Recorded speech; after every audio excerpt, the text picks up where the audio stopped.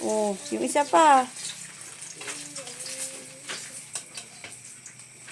Ay, sunog na yan, Jackson. Ang tagal mo namang mag-asikaso. Andawat ako na, eh. Naman, marunong naman itong chef na ito. Ano na, si chef.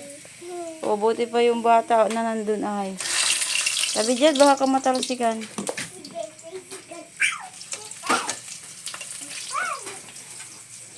Wow.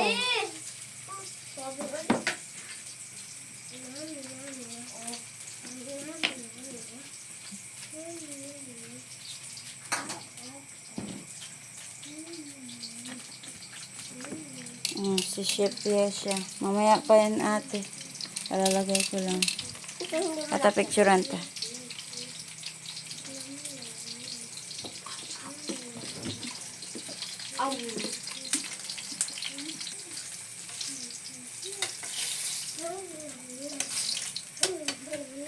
Baliktad na.